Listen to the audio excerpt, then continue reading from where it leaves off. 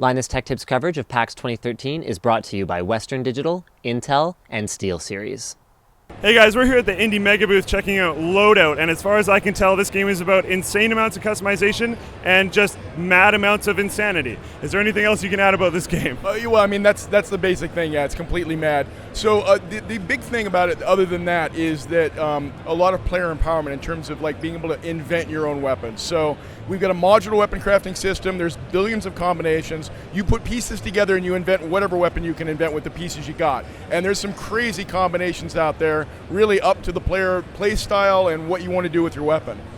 And when he says billions of combinations, he isn't exaggerating. There are actually billions of combinations. So if you're the type of person that wants to tinker with things and make your own thing that's unique to you, you can actually do that with this game. Exactly. You were describing something to me yesterday, which was a sniper rifle that shot rockets that blew up and healed people. That's right. Yeah, that's exactly right. And when the key thing there is you also put the proximity detonator on it, so that you can fire sniper grenades across the level, they stick, and then when people need healing, they can run by them and the proximity timer goes off and it heals them in like a cluster of flak.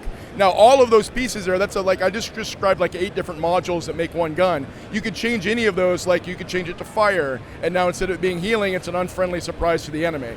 Yeah, it's that sort of thing. There's no classes in Loadout, so you really define your class by the weapons and your play style. Which is very cool because a lot of people, like I just said earlier, a lot of people that like the customization part, being able to make something that's unique to them, that can be brought to the most ridiculous degree in this game. Everything about this game, like I said earlier, insanity. The amount of everything in this game is insanity. What's your favorite part about this game? Is it the customization?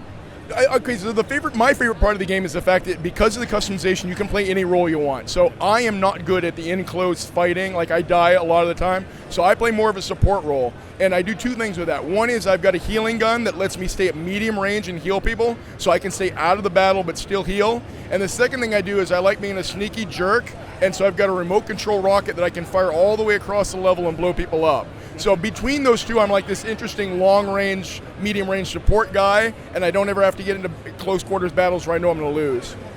That's interesting because a lot of people will complain in games like similar to this style that say someone will go sniper, and they find they're not very helpful to the team, even though they might be, whatever, it goes back and forth. But that sniper could shoot healing bullets. Which Exactly. At that point in time, he's now helpful to the team. Exactly, yeah. In fact, you could even have 2 weapons. One's your sniper headshot killing, and the other's your sniper healing, and now you're this weird sort of like combo sniper. If that's the role you want to play, that's your class that you've made, do it. You know, that could be very effective.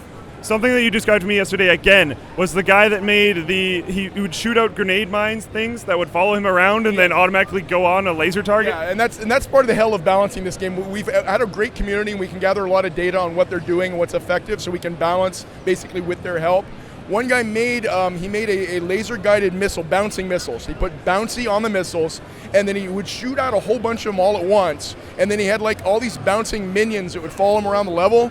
And then because it was on laser-guided, whenever he wanted somebody to die, he would just point a laser at them, and all the missiles would suddenly leave him and jump on that guy and blow him up, which is pretty awesome strategy. We had to nerf it a little bit, but it's still a viable thing to do.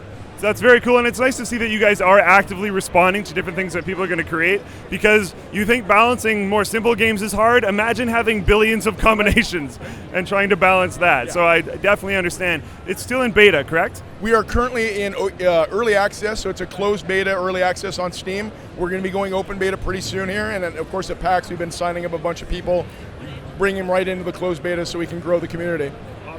That sounds good. So if you guys want to pick up Loadout, check it out on Steam. Try and get your early access. If you liked our coverage of Loadout, if you liked our coverage of the Indie Mega Booth, if you liked our coverage of PAX, be sure to subscribe to Linus Tech Tips.